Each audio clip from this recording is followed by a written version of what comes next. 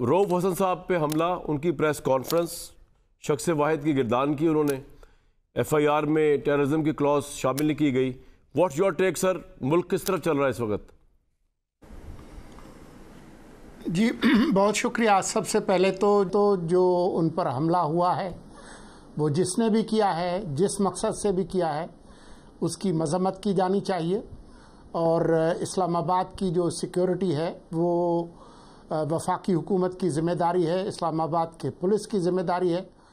ان کو ان تمام لوگوں کو یہ خواجہ اسرا ہیں نہیں ہیں، آدھے ہیں پونے ہیں، ان کا کھوج نکالنا چاہیے. اور اب کیونکہ ویڈیو موجود ہے، نہ صرف سی سی ٹی وی اور دوسری ویڈیوز بھی موجود ہیں، ویڈیو بنانے والے کی بھی شکل سامنے آ گئی ہے، تو یہ کوئی اتنا بہت مشکل کام نہیں ہونا چاہیے.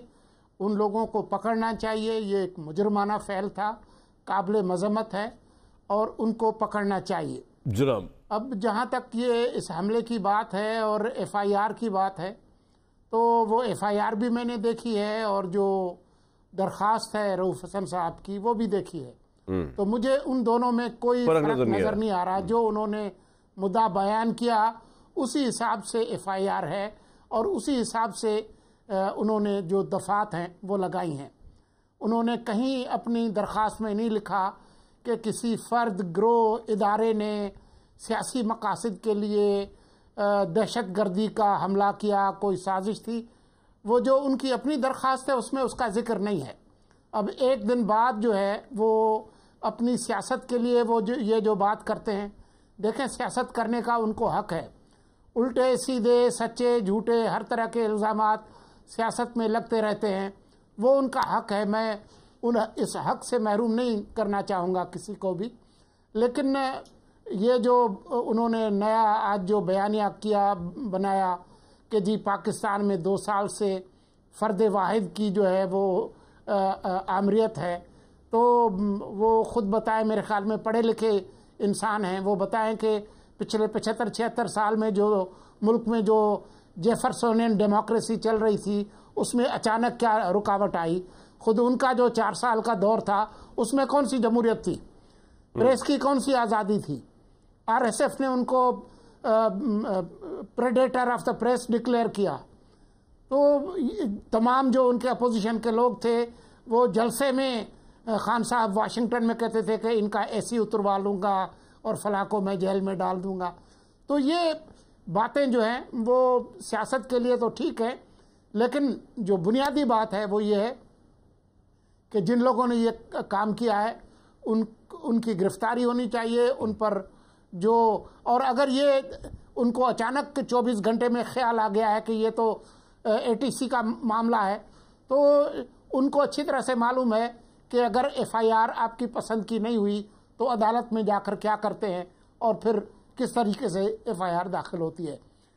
جہاں تک ایف آئی آر داخل کرنے کا تعلق ہے، ملک کے طاقتور ترین لوگوں کے خلاف ایف آئی آر داخل ہوئی ہیں. بھٹو صاحب، احمد رضا قصوری نے ذوالفقار علی بھٹو کے خلاف، وہ جب اپنے اوج پہ تھے اور عروج پر تھے، وہ ایف آئی آر داخل ہوئی تھی.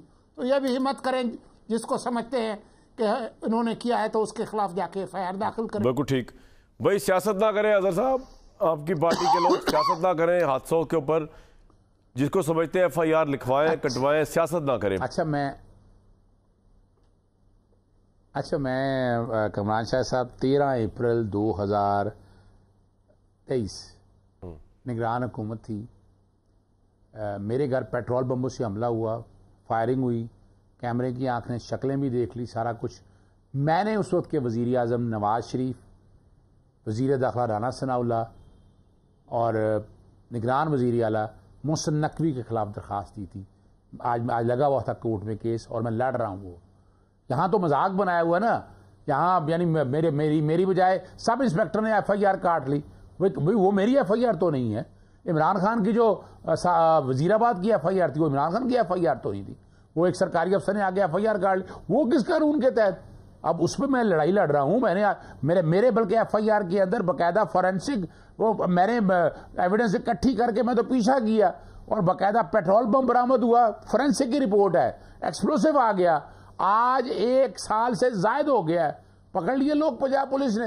چہرے سامنے ہیں باقاعدہ. اور کمال کی بات ہے کہ جب میرے گھر حملہ ہوا تو سامنے جو سیف سٹی کے کیمرے تھے وہ بند پڑے ہوئے تھے. کچھ جگہوں کو آنا جانا، یعنی یہ مذاق اچھا نہیں لگتا اس ملک کے اندر جو لا قانونی تھا. اور دوسری بات میں بتا دوں، یعنی میں تو پولیس کے، میں نے آپ کے سامنے واقعے بتائے ہیں کہ پاکستان تحریک انصاف کے کھانسنے کے اوپر بھی 780 کے پرچے ہوئے. وکلا نے اگر احتجاج کیا، ان میرے اوپر 7 ATS 2007 کے اندر تھے. یعنی یہ مذاق بند نہیں ہو رہا. آپ اس کو چھوڑیں. ایک اور کیس لگا ہوا تھا. اظہر صاحب ایک بات بتائیں، یہ کس نے مشورہ دیا تھا عمران خان کو کہ پاکستان کے اداروں کے ساتھ ٹکرا جائیں؟ اچھا دیکھیں، میں بڑا مختصر سوال ہے اس کا اسٹریٹ فارورڈ جواب چاہیے. میں اس بندے کا نام جاننا چاہ رہا ہوں، وہ کون ہے؟ میں بڑا سیدھا سے، میں بڑی سیدھی بات بتاؤں آپ کو. اگست 2018 میں عمران خان کی گورنمنٹ آئی تھی. اپریل 2019 میں جنرل قمر جاوید باجوہ صاحب کا رابطہ خواجہ آصف سے ہو گیا تھا. پنجاب کی گورنمنٹ آفر کی تھی انہوں نے. نہیں میں یہ نہیں پوچھ رہا، میں یہ کہہ رہا ہوں دیکھیں عمران خان پاور میں آئے اسٹیبلشمنٹ کی مدد سے. چلے اسٹیبلشمنٹ باجوہ صاحب نے ان کو اتار دیا، مان لی بات، حساب ہو گیا برابر. آپ کو کس نے عمران خان صاحب کو مشورہ دیا تھا کہ لڑ جاؤ بھڑ جاؤ؟ اور خاص طور پہ جو آرمی چیف ابھی آیا نہیں، اس نے تمہارے خلاف آپ کے خلاف کچھ کیا ہی نہیں، اس کے خلاف بھی لانگ مارچ شروع کر دو. یہ کس نے مشورہ، اس کو کانٹروورشل کر دو اپنی فوج کے اندر؟